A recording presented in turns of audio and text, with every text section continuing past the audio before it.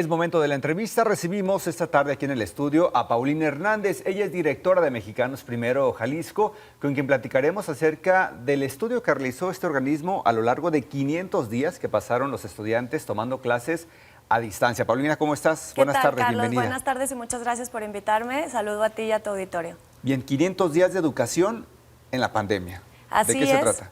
Bueno, es una investigación. Hicimos una investigación similar el año pasado, la publicamos en el mes de junio del 2020.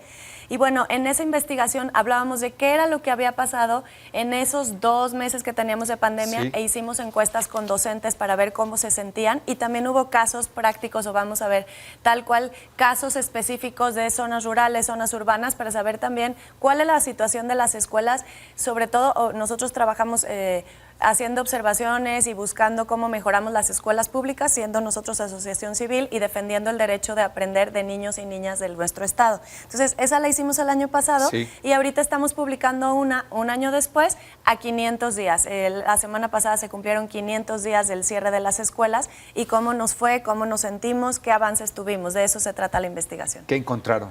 Bueno, encontramos varias cosas, y eso desde la anterior, esto te comento, se había encontrado el tema de la conectividad. Es un tema importante. En nuestro estado tenemos un 70% de niños y niñas que no tienen internet en su casa en las zonas rurales, y un 40% en las zonas urbanas. No digamos también aparatos electrónicos, computador. Eso se decía desde la pasada. ¿Qué pasó?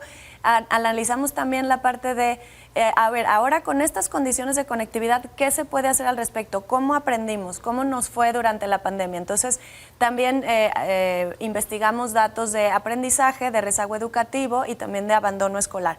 El año pasado hicimos encuestas, y ahora fue basado en información de la Secretaría de Educación Jalisco, de la Secretaría de Educación Pública, del INEGI, y también datos a nivel mundial de la UNESCO y de la UNICEF y otros organismos internacionales. ¿Hay números de rezago educativo?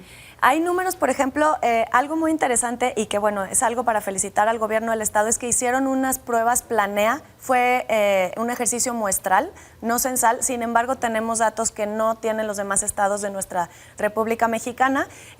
Solo tiene Querétaro y Jalisco. Y bueno, ahí sí vemos que sí hubo aprendizaje, pero habría que analizarlo también y hacer los diagnósticos pertinentes al regreso a clases presenciales. La diferencia que te puedo decir, que las cosas que nos impactaron o nos preocuparon y por las cuales también trabajamos nosotros, es, hubo por ejemplo un caso de un dato de 70 puntos de diferencia entre lo que aprendieron en las escuelas indígenas, Sí.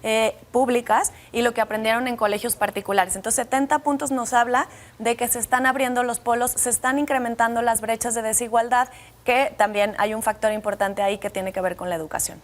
¿Qué opina Mexicanos Primero acerca de la presencialidad y la virtualidad? Bueno, nunca va a ser igual la escuela presencial que la escuela a la distancia. Entonces, sí creemos que siempre es mejor la educación presencial. Entendemos las condiciones en las que nos encontramos, pero viendo las condiciones que tiene también México como país y Jalisco como estado, la presencialidad es muy importante. Hay que cuidar las cuestiones de salud, los protocolos sanitarios y demás, pero las condiciones de pobreza, de alta marginación que tenemos en zonas del estado, las condiciones rurales donde inclusive hay municipios donde los casos de COVID fueron menores y demás, siempre se debe de buscar la presencialidad, porque eso permite más y mejores aprendizajes, y no solo para el término los aprendizajes académicos, también para la salud socioemocional. La interacción directa. Exactamente. Profesor, estudiante. Claro, todo eso ayuda y facilita. Profesor, estudiante y estudiante, ¿no? El Sí. tener grupos, el ver lo que pregunta un compañero, lo que contesta el otro, eso ayuda muchísimo al aprendizaje. Y también ayuda a esto que les mencionaba. Cuidamos el año pasado todos la salud socioemocional, la salud física, y no nos preocupamos por la salud socioemocional. Esto de la presencialidad facilita el tema de formación socioemocional y de otras habilidades, ¿no? Pensamiento crítico, desarrollo de comunicación, habilidades para la toma de decisiones y demás. Eso siempre es mejor en la presencialidad. Y como te decía, no hay condiciones tanto de la familia, porque no nomás es el tema de conectividad. Papá y mamá, abuelita, tío, se van a trabajar. Tenían que entrar en alguna ocasión y otros se van y los dejan solos. Exactamente. Entonces, los que no están, desgraciadamente, son los que necesitan más apoyo en la educación, ¿no? Entonces, sí, no es solo que tengan la computadora, que tengan la televisión interactiva, que tengan, la televisión o el radio interactivo y demás, sí, sino que también existan estas posibilidades de tener papá y mamá un espacio físico, en silencio, donde estudiar. Son muchas las condiciones que requiere una educación en la distancia y por eso sí estamos nosotros pues contentos con esta decisión del gobernador de ahora sí la educación es para nosotros siempre ha sido, pero sí darle esta prioridad, es un sector prioritario y es una cuestión esencial. No podemos dejar a los adultos tomar las decisiones por los niños y sin pensar en ellos, ¿no? Entonces hay que pensar en ellos y cuidándolos a ellos y pensar en el mediano y largo plazo de su vida, ¿no? En términos generales, ¿cómo está la salud socioemocional de los menores, de los estudiantes? Bueno, es algo que se ha trabajado mucho. Hay datos que nos hablan de incrementos en ansiedad, en estrés, en depresión. Han incrementado también casos de suicidio, de violencia intrafamiliar. Entendamos que no nomás es el tema de que están en casa, sino que además papá y mamá perdieron sus empleos, hubo crisis económica. Todo hace la situación como más estresante y con mayor incertidumbre. Y entonces es complicada cuidar esta parte de la parte socioemocional y por eso sí creemos que la escuela siempre ha sido un buen lugar para cuidarnos a nosotros mismos, entendernos, sí, cuidar nuestra autoestima y favorecer también el aprendizaje a través de la salud socioemocional. ¿Y qué pasa con los profesores?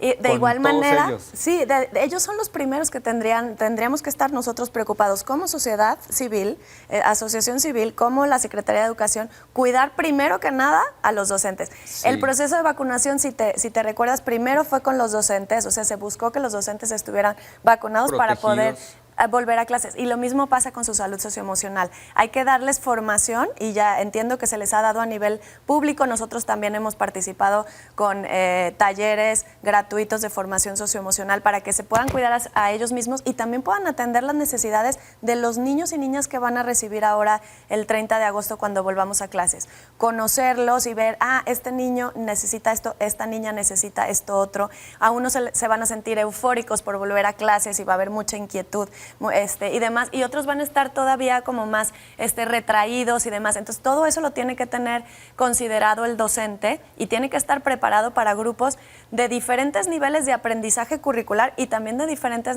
estados de salud socioemocional. Entonces va a ser complicado, va a ser un esfuerzo de todos, de familia, de docentes y de sociedad. Porque son 500 días, se dice como muy fácil, ¿no?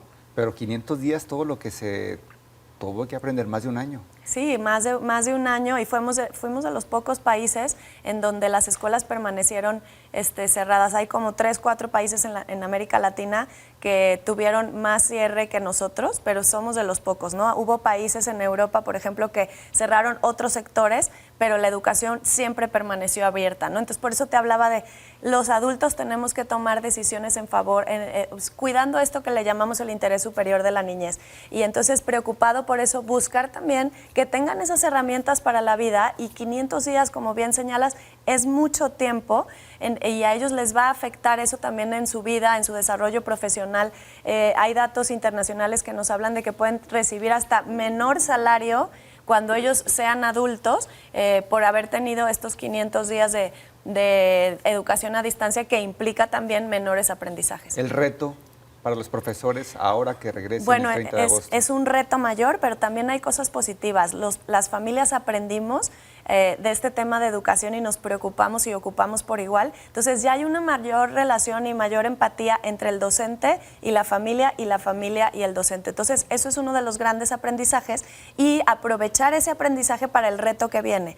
¿Cómo le hacemos entre ambas partes, entre familia y docente, para recuperar este tiempo que a lo mejor fue complicado, que no aprendimos lo que teníamos que haber aprendido y que no teníamos las herramientas completas y entre ambas partes apoyar este proceso educativo? Y no va a ser esta nivelación en 1, 2 o 3 meses, va a llevar tiempo y hay que tener paciencia y tener una fortaleza y hacer un trabajo en equipo, ¿no? Y Mexicanos Primero estará ahí para pues hacer sus análisis, ¿no? Una vez que se regrese a clases. Claro que sí, vamos a estar ahí y también cuidando lo que nosotros proponemos, vamos a estar vigilantes de si las propuestas también llegan a oídos del gobierno. Ya hemos estado con el secretario de Educación, pero sí hay propuestas que no solo, por ejemplo, en materia de conectividad, en cuidado de la infraestructura educativa, en los protocolos sanitarios, propuestas en este tema de los diagnósticos y de los trabajos de nivelación de los estudiantes, propuestas de autonomía de gestión y escolar. ¿A qué nos referimos con esto? Que cada escuela tome las decisiones de acuerdo a su contexto. Sí. Que es diferente, ¿no?